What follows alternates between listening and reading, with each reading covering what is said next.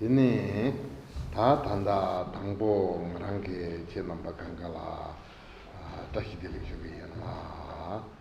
I'd like to begin by greeting all of you, welcoming you, and congratulating you.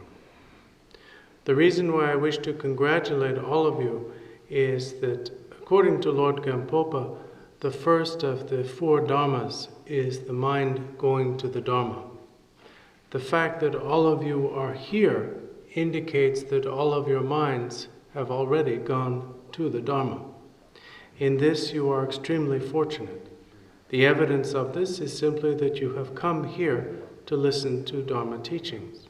In particular, this place to which you have come for this purpose is this extraordinary seat founded by His Holiness the 16th Karmapa, which he actually visited and actually blessed and consecrated himself. The reason why His Holiness did this is because of his great aspiration to satisfy the needs and wishes of those many with faith in and wish to practice the Dharma throughout North America. For their benefit, he found this place, consecrated it, and visited it. Since that time, this seat, this monastery, has been used without break or cease for the teaching and practice of Dharma.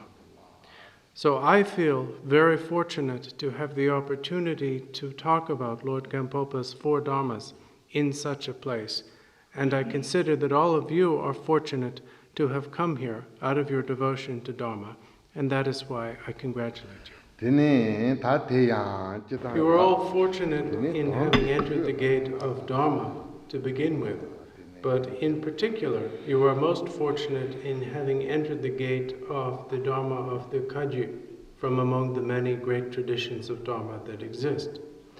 And it is of special significance that you have done so. Now, when I say that you are especially fortunate in having entered the Dharma gate of the Kagyu, this is not mere sectarianism. I am not simply saying this because I am Kajupa, and therefore saying, it's great that you're Kajupa because I'm Kajupa and we're better. That would be inappropriate. The reason why I say this is that the Kagyu possess unique instructions. And because entering the Dharma gate of the Kagyu tradition gives you access to these instructions, we're all extremely fortunate in having done so. About this, Lord Naropa made the following prediction to Lord Marpa. He said, "Son, the later disciples will be even greater than the earlier ones." Now, this is significant because normally when we think about the passage of a spiritual tradition through time, we assume that over time it becomes weakened. We assume that a disciple will never equal their master, and therefore that with each generation, the realization will diminish. What Naropa was saying is that the opposite was going to happen to his lineage. Now, what did he mean? He meant that even greater than Lord Marpa was Jetsun Milarepa, Marpa's disciple. And even greater than Jetsun Milarepa was Lord Gampopa, Milarepa's disciple. Now, what makes these beings so great? There are many reasons. Principal among these is the increasing diversity and profundity of instructions presented by these masters, and the fact that these beings were great bodhisattvas. Lord Gampopa in particular was an extraordinary bodhisattva who had a tremendous power of aspiration, backed by his accumulation of merit throughout innumerable lifetimes. And these too caused his instructions to be especially powerful. Lord Gampopa was predicted by our teacher, the Buddha, in both the Lotus Sutra and the Samadhiraja Sutra. In these, he not only predicted Gampopa's appearance, but he also described Gampopa's previous lives and his accumulation of merit during these, and explained the reason of why a Gampopa would arise. The principal or best known prediction of Lord Gampopa is in the Samadhiraja Sutra. And the reason for this is connected with the subject of the sutra itself. As the name of the sutra indicates, the sutra is concerned with the explanation of the most profound or the supreme samadhi. Now, what is taught in that sutra is the same as what Lord Gampopa later taught as the instructions of Mahamudra, which constitute the instructions in that which is greatest among all samadhis. And Gampopa taught Mahamudra widely.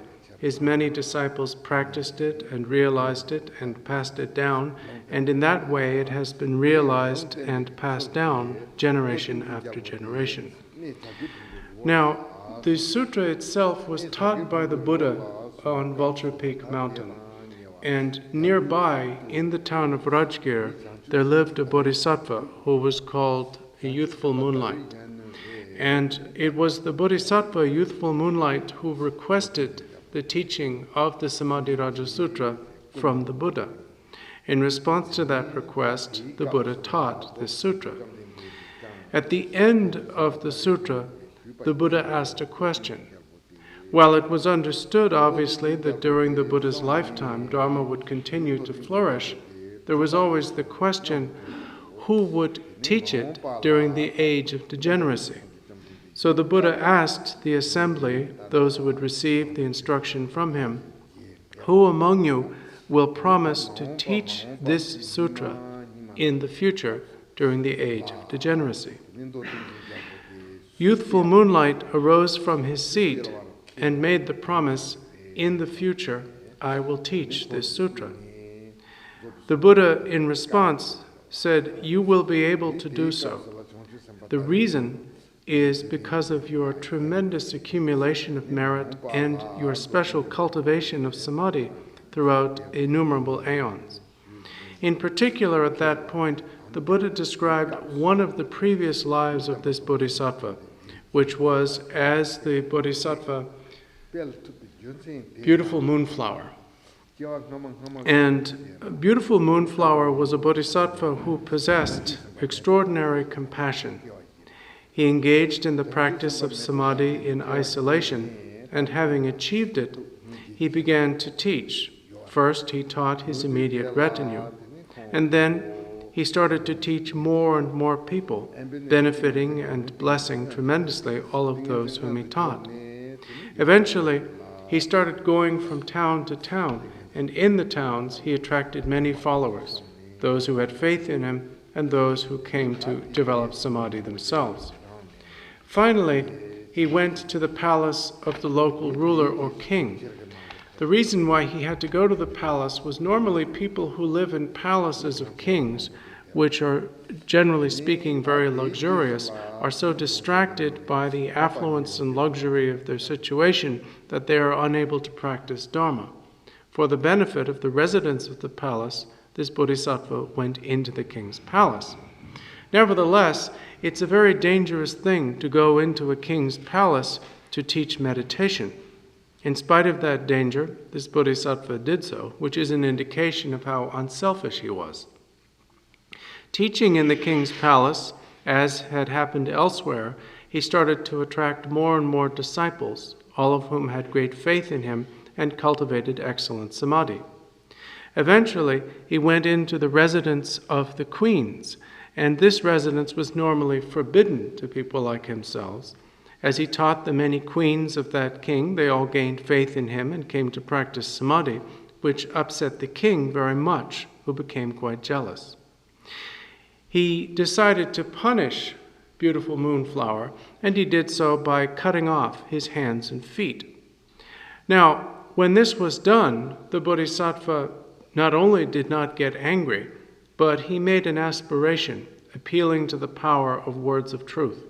As a result, he exhibited the miracle of, rather than blood flowing from his severed limbs, milk flowing forth. When he saw this, the king was somewhat awestruck and realized that he'd made a mistake and developed great faith in that Bodhisattva. Eventually, when the Bodhisattva passed away, the king enshrined and venerated his relics.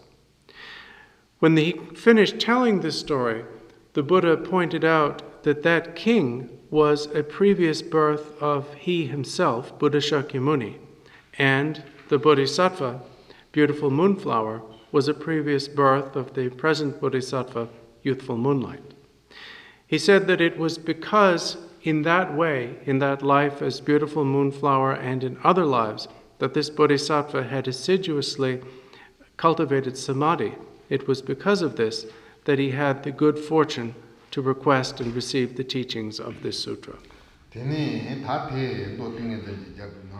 In telling this story of the distant past, the Buddha was explaining the reason why the Bodhisattva, youthful moonlight, would be able in the future to teach the contents of the Samadhi Raja Sutra. He was going to be able to do this because of his tremendous virtuous aspiration, his practice of samadhi, and his selfless austerities. The Buddha also mentioned at that time that although at the present, that is to say during the Buddha's lifetime, his teachings had not spread to Tibet, that they would do so in the future, and that subsequent to that there would appear an incarnation of youthful moonlight who would bear the name or title of monk physician, and that this monk physician would widely teach the Samadhi Raja Sutra's contents.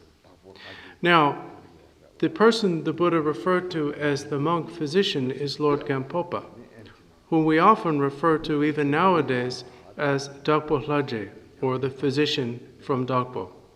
The reason we call Gampopa the physician from Dagpo is that in his youth he was a physician, and in later life, of course, he became a monastic and a great Dharma teacher. Therefore, in predicting him, the Buddha referred to him as the monk physician. So the Buddha's prediction was a prediction of Gampopa's teaching of Mahamudra, which is the essence of what the Buddha had originally taught in the Samadhi Raja Sutra. And in accordance with that prediction, Lord Gampopa took birth, appeared, and taught. Now, of course, his predecessors in our lineage, Lords Marpa and Milarepa, had already appeared. What makes Gampopa so important is that his instructions were even more profound than those of his predecessors, in that they combined not only the teachings he had received from Milarepa, but also those that came from the lineage of Lord Atisha.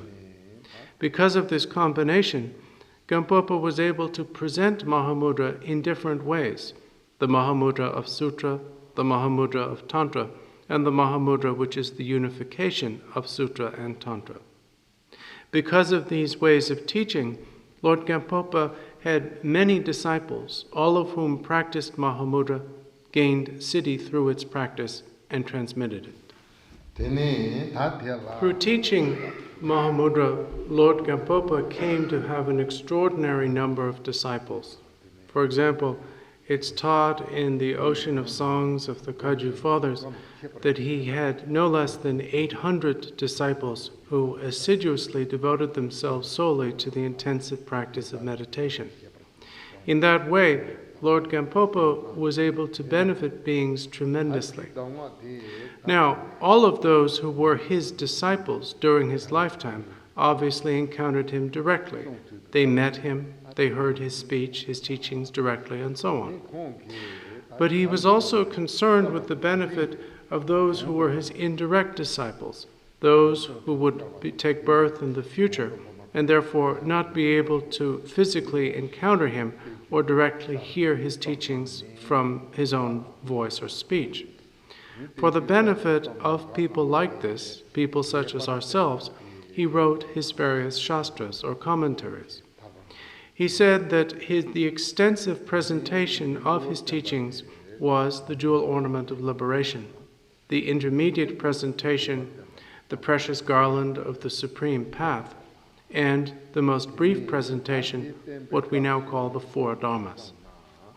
He said about these three presentations of his teachings that anyone in the future who should come to think with regret, "Alas, I was unable to meet the peerless Gampopa," If they should merely encounter these teachings of Mahamudra, their encounter with these teachings would be no different in any way from meeting Lord Gampopa himself.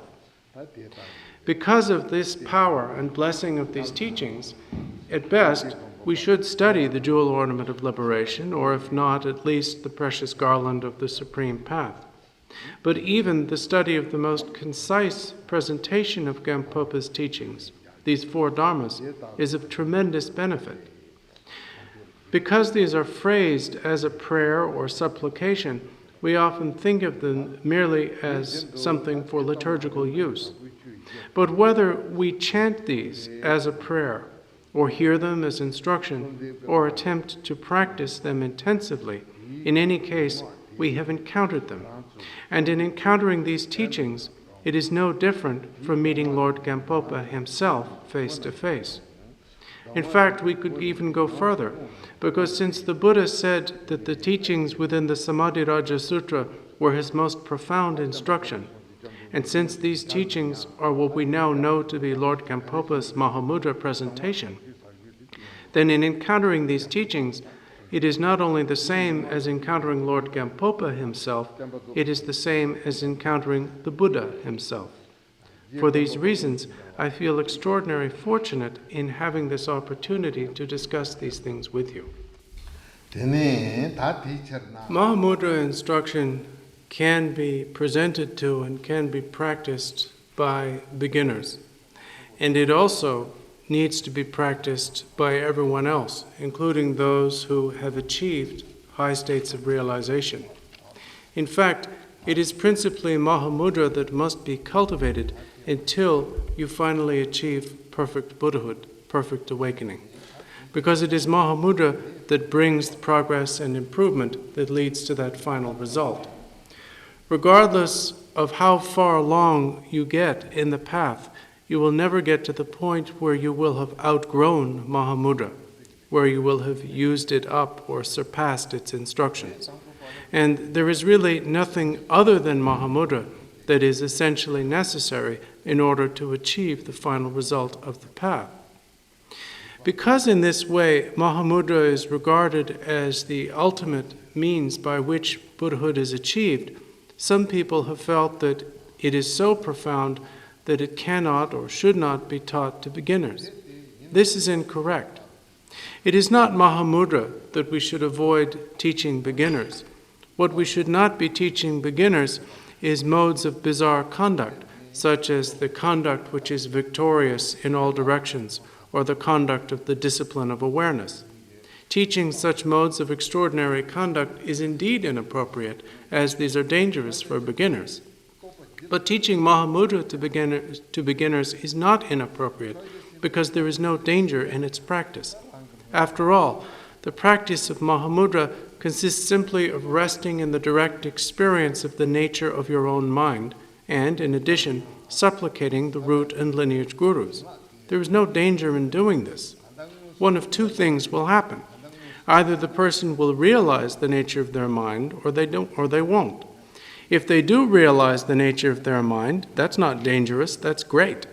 And if they don't realize the nature of their mind, that's also not dangerous, because their attempt to do so, combined with their faith in this most profound among all Dharma, will cause the blessing of Mahamudra to definitely enter into their hearts. When you practice it, whether you realize it now or not, you will definitely begin a process of gradual progress and improvement that will eventually culminate in perfect realization. Furthermore, anyone who has already achieved some degree of realization, and there must be some among you for whom this is true, needs to practice Mahamudra, because it is through the practice of Mahamudra that your realization will be increased, and that the remaining impediments which obstruct or prevent omniscient wisdom will be removed. You must continue to practice Mahamudra until you achieve Buddhahood. There is no one who will not be benefited by the practice of Mahamudra.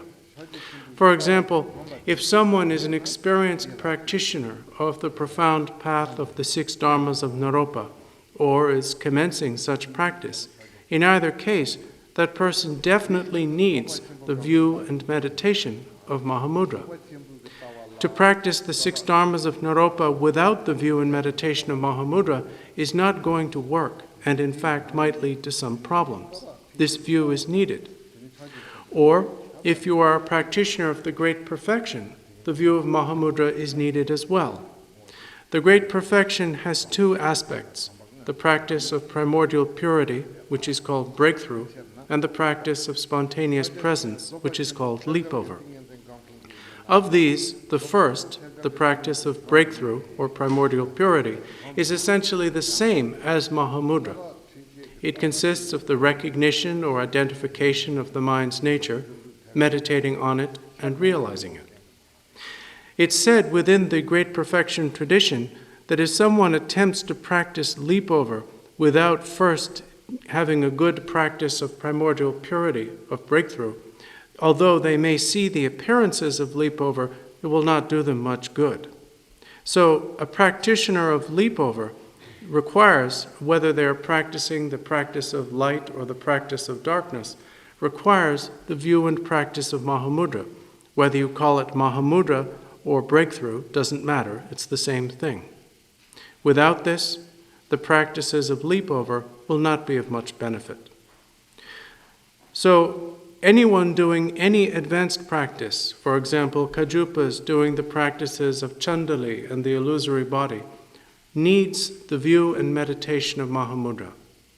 When these advanced practices are combined with this view and meditation, their appropriate results and the signs of those results will occur. Without the view and meditation of Mahamudra, not much is going to happen. So even those with extraordinary levels and experience of practice require Mahamudra as the essence of their practice. It is all the more true that those who lack experience in practice need principally to engage in and aspire to the practice of Mahamudra. Anyone can practice Mahamudra. It doesn't matter whether you have a male body or a female body, whether you are a monastic or a lay person. Essentially, the practice of Mahamudra is the cultivation of discernment. We could say it is the cultivation of what is commonly called the perfection of discernment. In the Sutra of the Heart of the Perfection of Discernment, it says, Shariputra, a son or daughter of family who wishes to practice the perfection of discernment, should examine in this way. Now, what is pointed out here is not only that anyone can practice this, but that the one real criterion, the one real prerequisite, is to have interest in Dharma. As it says, someone who wishes to practice this. Without this interest, without this devotion to Dharma, of course you won't practice. With this interest, you can and will. So, in your practice and study of the 4 Dharmas of Gampopa, try to cultivate faith for the root and lineage gurus, devotion to them and devotion to the instructions of Mahamudra itself, and within that state, practice.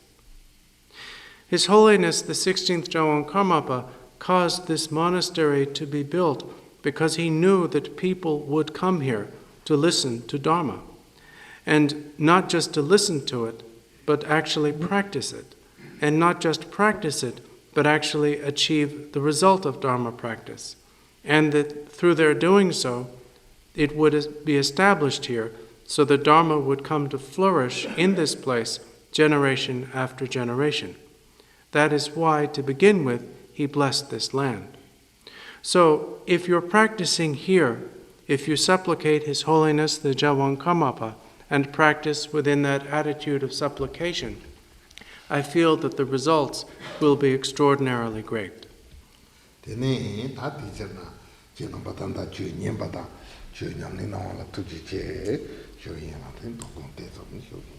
It is for that reason that I thank all of you for your listening to Dharma and your practice of Dharma. And with that, we'll conclude for this evening. Oh,